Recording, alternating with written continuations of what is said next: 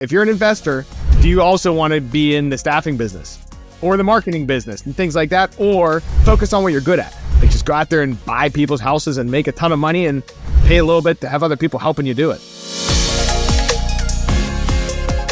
Hey, welcome back everyone to another episode of Eat, Sleep, and Invest. I'm your host, Brian Driscoll. I'm here with Bob Lachance. What's going on, man? Good. How's it going with you? Can't complain, living the dream. Hey, so Bob, you're into a lot of different stuff. You're into real estate. You're in a company that deals a lot with VAs. Like, give everybody a little background on what all you do. 2-second rundown. Obviously, we do some work together. We have a real estate investment company here in Connecticut. Last year we did about 240 transactions. This year, hopefully we could exceed that. We're working towards that. And we also have a virtual assistant company. We're at about 1,000 VAs with all the clients here in the United States. So those are mainly two. We also do a little bit of lending on top of that. So that's pretty much what we're up to. So what did you get into first? Did you get into working with VAs or the real estate? Got into real estate first. This is back now, and I'm going to age myself. So I started real estate back in 2004. Prior to that, I played professional hockey for 8 years. And so I jumped into real estate right when I retired. And then that was 2004. Then jumped in the short sale world. Well, my first deal was actually a rehab, and then jumped in the short sale world, which was obviously, as you know, back in 09, 10 was pretty big, pretty sizable company at that time. And also jumped into the real estate education space. So I owned a company in the real estate education space from 2007 to inside COVID. That's when I left that company, and I started my virtual assistant company back in 2014. Let's talk about hockey. So you played professional hockey, right? What was that like? It was fun. It was good. I played 4 years here in the U.S. and then 4 years in Europe. So I wouldn't ever change anything in my life at all. And that was a good part of my life, and it was a fun time. So I signed with St. Louis Blues. I got drafted by them, and I can't remember what year it was. And then I played in their minor league team for 2 years, 2 more years here in Indianapolis, Orlando. And then I played in Bridgeport for a little bit. Then in Europe, I was in Italy, Switzerland, and Germany. Because most people don't get to experience that. No, it's fun. It's fun. It's, a lot of sports is a lot like business, though. You realize you get beat up, you got to get back up, dust yourself off, get back in the game. So there's a lot of similarities between both of them. Yeah, you think it helped you out in business, getting your ass kicked a couple times? 100%. I think, all of us, a lot of us that invest in real estate probably played, whether it's baseball, soccer, football growing up. I think a lot of that translates to the business world because, there's ups and downs. There's discipline you have to follow. It's kind of like working out, right? In the summertime, you got to miss the big parties sometimes because you got to work out because you have a game the next day, whereas other people did not do that. So I think that teaches a lot of us, that's played sports, the discipline that's needed to be successful in real estate. You have to do certain things, and if you don't, there's a consequence. Not a direct consequence, it's just you don't perform. Well, it's funny. It's kind of like it's even setting up systems and strategies in business, right? We all need leads to be in business. So we have our virtual assistants that are, driving leads. We work with you. Obviously, you drive leads. So if we don't set those systems up in our business, same thing as working out in sports, you won't get the leads or you won't get the production that you're going to need when the game comes and starts. You're in hockey and then you got into real estate. Like, what made you get into real estate? The honest truth is I left 2 classes short to get my degree when I was in Boston University. So it's either I have to go back to school and get my degree, or I could start in an industry that did not need a degree. So I'm like, what? I do not want to go back to school. So I'll just jump into an industry that did not need a degree. Okay. So you got into real estate and then you got into working with virtual assistants. Like, how did that pop up? It's funny. So when I started the first real estate education company called Fortune Builders with a bunch of other guys, my main role was to help build up the coaching side of it, right? So bring on coaches, train coaches, get them up and running to work with students. And one of the common themes, not only in my own business, but in their business, is there was a lack of time to actually do the tasks that we would give as coaches, right? So while I'm running my real estate business, you only have so much time in a day. And I was always looking for, it started in 2007. So every year it's like, all right, is there a product or a service out there that I can refer students to actually help with the task while they work their part-time job, full-time job, or just help them scale in their own real estate business? In 2013, I actually got introduced to what a virtual assistant was. And it was a company that mainly just worked with real estate agents. But I'm like, a light bulb went on. I'm like, I guarantee you there's something there. So I tested my first one. I'm like, yep, there's a business here. So my first business partner, we actually launched in 2014. We did a proof of concept for 2 years to make sure, obviously, it was something that the space needed while building up a training platform and the whole process behind it. My business is out of the Philippines, so we had to build up a sourcing and recruiting team, a training team, a placements team, operations, HR, all that stuff in the Philippines, obviously by living here. So it took about 2 years to actually build up, and then a proof of concept worked. And fast forward today, I had a little over 1,000 VAs. That's a lot. You been to the Philippines? A bunch of times. Yep. Bunch of times. There's a lot of traffic. I'll put it at that.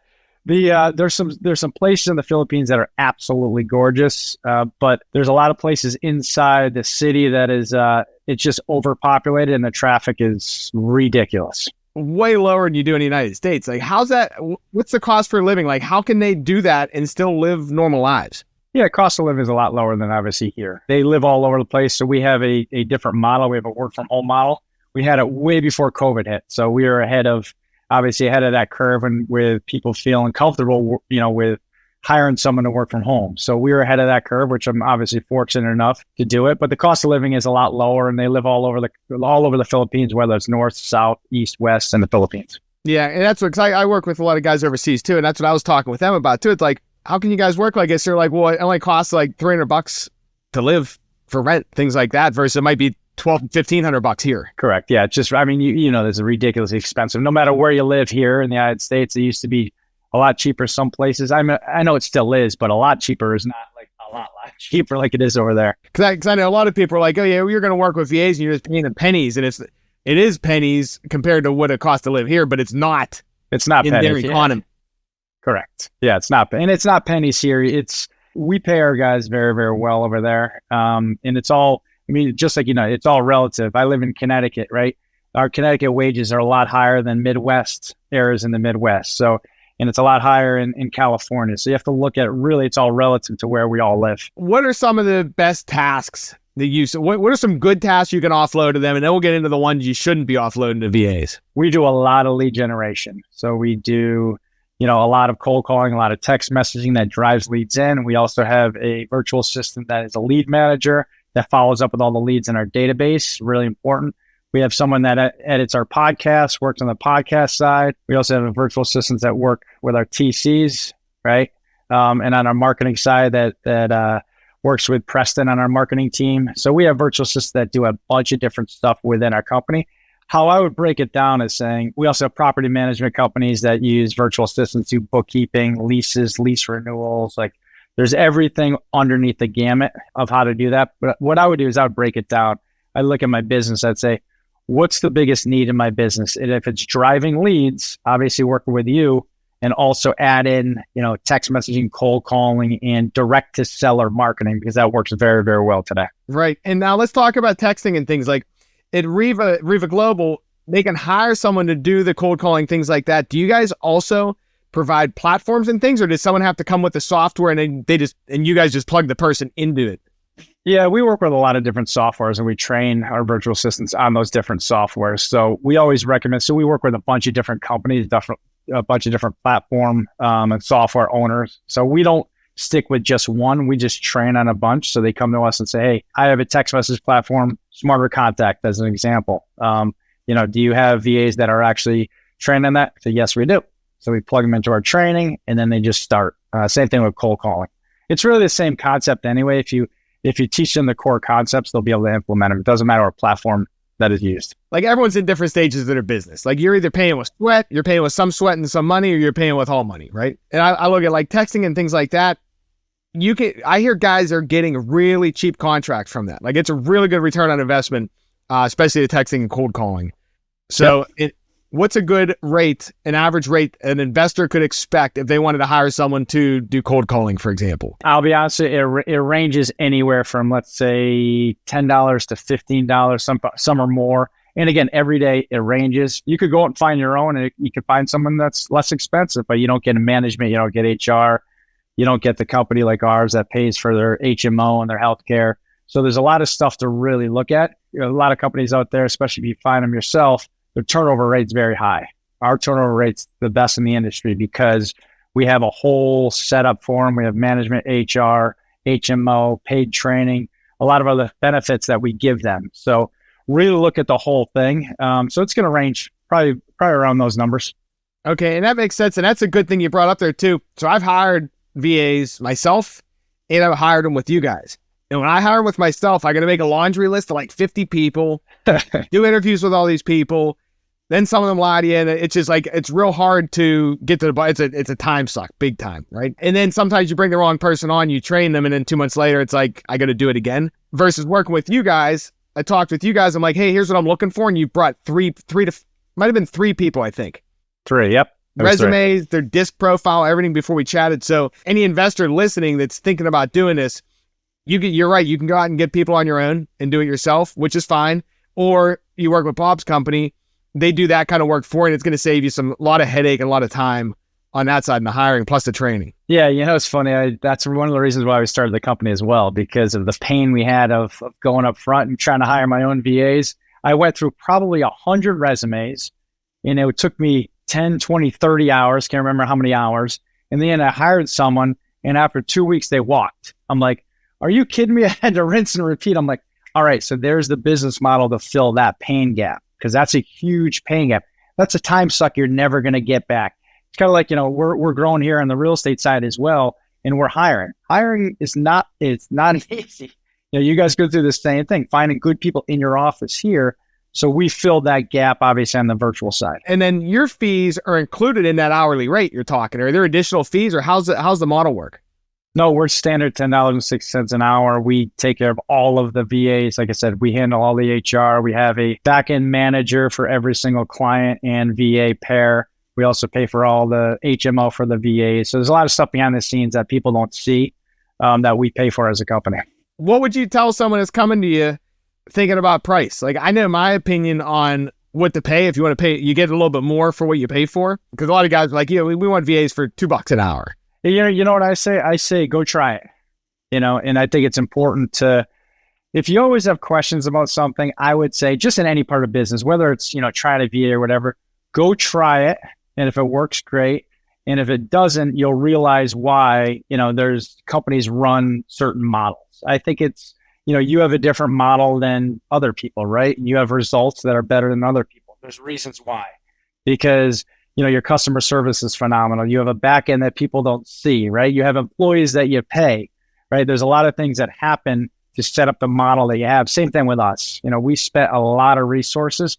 I had this conversation with someone the other day. They're like, hey, I'm thinking about setting up a VA company. I said, okay, cool. And he said, well, what does the startup cost? I said, listen, you better have a lot of funds put away, because you don't start making money until you have a certain number of clients, and you have to also invest in your infrastructure. But it's the same in any business, right, Brian? I mean, someone says, hey, I want to start a lead generation company. Well, it's the same concept. You need a pile of money here, and you don't start breaking even until you hit a certain number of clients. So it's the same kind of concept on every business. Real estate investing, same thing, right? Getting into all that's a whole nother business model. It's like, do you want to, if you're an investor, do you also want to be in the staffing business or the marketing business and things like that? Or focus on what you're good at? Like, just go out there and buy people's houses and make a ton of money and pay a little bit to have other people helping you do it. We use our own service. And I think that's very, very important. For me personally, I get this question all the time. So, what do you think separates you guys from other people? I just say, listen, I use my service. And I think it's really important. I take what we do in our own office and I put it into the training for the VAs, which that's a proven concept that works. We do this stuff pretty much nationwide. Well, not exactly nationwide yet, but we do this stuff in, I think it's 15 plus different markets right now. Yeah. And being an investor too, like, we built our digital marketing agency from just trying to generate leads from ourselves. So, and I think that's what you're saying too. Your VAs are built to accommodate what you need versus someone else is in a different niche that just does VAs for everything. They might not be very specific for real estate. Yeah. And for us, we created training that is specific for that. We do have other virtual assistants started in medical side too. So there's a whole medical division, but that's the same concept. We built the platform, right? And the training behind it, then implemented the other, the other department, if you will. So I think it's very important. I mean, and just different businesses, it's building the foundation is 100% is something that we all have to do in business. The real estate side, the foundation is setting up a consistent marketing plan, would be building a foundation. Then where does that lead go? That lead will go either to, if it's a solopreneur, it's going to go to me or you, right? Or if it's a company, it'll go, right through that door, one of our 8 salespeople or acquisition people. So where's that lead going to go after that? And I know, just talking on the price, and we'll jump to something else. I found personally, if I pay a fair rate, like a decent rate, like 10, 15 bucks an hour in the Philippines, I get really, really good talent. There's some smart people over there. Like everyone's like, oh, you have VAs. It's like, no, man, these guys are smart. A lot of them, you can't even tell they're overseas. Their English is excellent. To go on that point, I remember this is the first house I ever bought. And I always thought the same thing. It's like, well, I could get something for cheaper. I could get something for less money. I bought this back door, like a slider, right? From Home Depot. And it was 99 bucks. And I live in Northeast and I have oil. Dude, in the summertime and the wintertime I burned through oil because there was wind and cold air ripping through that door. And I was kicking myself. I'm like, why didn't I go with like an Anderson or a Pella instead of one of those cheap doors? So at that point, I'm like, all right, listen, you do get what you pay for. Yeah, you do too. Especially if you're like, think about it on the lead management side too. If you're spending all this money on leads and then that's the person you have being your first touch, it's like, that's not a place to skimp. So how about hours that VAs can work? Like if people are wondering, hey, we're in the Eastern Standard or Pacific. So whatever time zone you're at, we offer part-time, full-time. So it's 20 hours a week, 40 hours a week. So if you live in the East Coast, they'll go within your East Coast hours, or the Pacific, Mountain Standard Time, etc. They'll go within your time zone. So when you're in the Philippines, is everybody just working all night and they sleep in the day? That's very, very common. I mean, you grow up, call centers over there are the main industry over there that's pushing. So they're very used to that. A lot of people within every single family works, those kind of night shifts. What are some things that you don't recommend outsourcing to VAs? I don't recommend having a virtual assistant be your closer, right? And I think this is a big misconception. I will challenge anyone. The reason why I don't like it is because that's how you feed your family. If you're going to rely on somebody else that you don't have direct control over to get properties under contract, you're going to be in trouble. How do I know? We tried it, right? It's just very, very important. We tried everything. I've been in business since 2004, so I tried everything. You can't cut corners in this business, right? I guess cutting corners would be working with your company or my company where you actually don't have to do it yourself.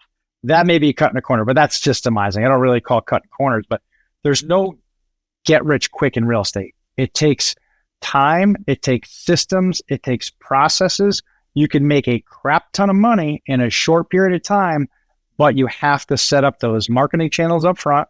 You have to set up who's going to take those leads and also who's going to sell them, right? Because if you're a rehabber, then you got contractors you got to deal with.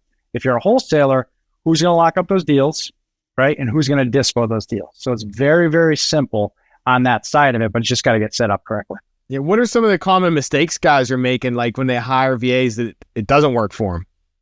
Expectations, right? So they expect them. I've had clients come in and expect them to run their business for them while they work a part-time job.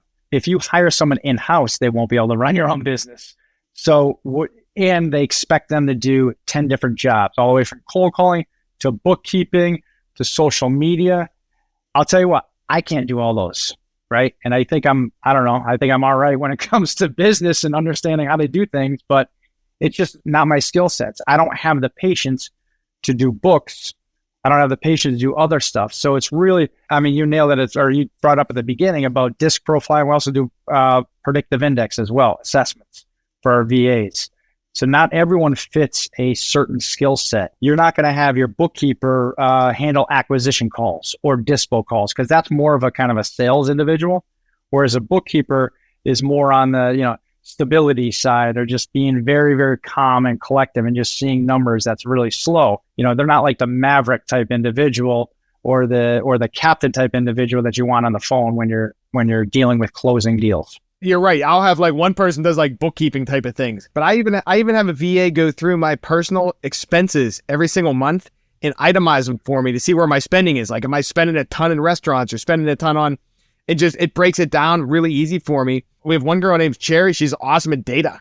It's like I could tell her go do all this stuff and like pull it together and make it really easy to see, and she does. But then we got other guys that are more personable. They're doing like lead management. It's the same as people in the U.S. Like if you're a captain or you're an analyst, captain would be closing. Analyst is going to be the CPA kind of guy. I think, what I'm seeing right now for tasks, like we talked about that already, but I think today lead generation is huge, right? Driving leads, and depending on what you are, if you're a property manager, there's a lot of tasks that can be done and taken off your plate. You don't want to be, answering calls all the time. You can have a VA take all those calls, talk to vendors, talk to tenants, handle all of that.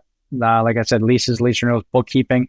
That's a big thing right now. A big help for individuals, not only obviously on the property manager side, but also on whether you're a wholesaler, handling books, social media. I think lead generation is really, really, really big right now. And I think that's one of the things that we have to hone in on. I talk to a lot of real estate agents like, well, there's no deals out there. Well, we have 125 deals under contract right now. There's deals out there, right? There are properties out there. It's setting up the system.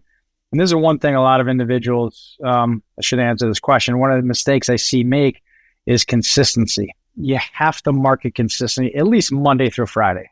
It's got to be done every single day, because what I see, and you see this too with other investors, they'll get a couple of deals, maybe they're rehabbers, and then they stop marketing and they stop everything. Where, before they know it, because I did this when I first started, I actually got my first property farming areas driving. This is 2004, so we didn't have we didn't have the things that we have today. So I farmed areas, called, got a property under contract, made an offer, they accepted it, rehabbed it in a month, sold it in 2 months. But within that time, I was like, what am I going to do next? Because I had no marketing. I didn't even know what to do because I was so new at it. But after that, I was like, all right, now I got to set up a consistent marketing plan, which at that point was a lot of direct mail, door knocking. I door knocked for a year straight back in the day. So there's a lot of stuff. So I would say consistency needs to be done on a daily basis. Yeah, I agree with that. And one other thing I just thought about too that I made mistakes on before, like you're talking about, hey, you can't have someone running your business. I also found too, you got to have meetings with your VA, like make sure they're on the same page, make sure you know what they're doing. Cause I got one girl, she was working all day on stuff that I didn't need because I asked her to do something 3 months ago. Right. And she kept doing the same task every day. And I'm like, I didn't even know you were doing that. I don't even need any of that information at all.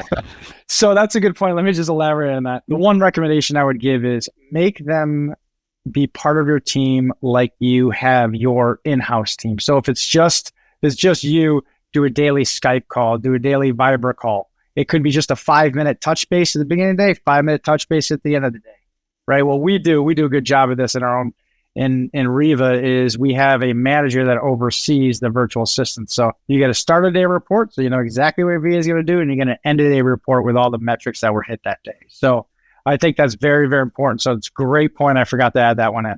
Yeah, and you know what? I do Voxer now. It's like, I don't know if you ever use Voxer or not, 'cause it's cool. I can be driving down the road or something. I get an idea. I just pop it in. It's like a walkie-talkie. Yeah, it sends over to me and we're good to go, I use Viber mostly. And I was on RingCentral, but we're moving over to Zoom. Has a good platform for communication platform as well now. Hey, so Bob, if anyone wants to connect and find out more about working with you guys, if there's any synergy, things like that, what's the best way to connect? Yeah, you can check us out on our website at www.revaglobal.com. That's REVA global.com. You can email me direct, bob@revaglobal.com. We're also on Instagram, LinkedIn, Facebook, all those other areas. All right, cool, man. Thanks for coming on. We appreciate you. Cool. Thanks for having me. Appreciate it. Hey, thanks, man. Hey, and anyone looking for to do pay per lead marketing, looking for motivated sellers, remember, go to motivatedleads.com, check us out, and then you can have Bob's team follow up on the leads when they come in.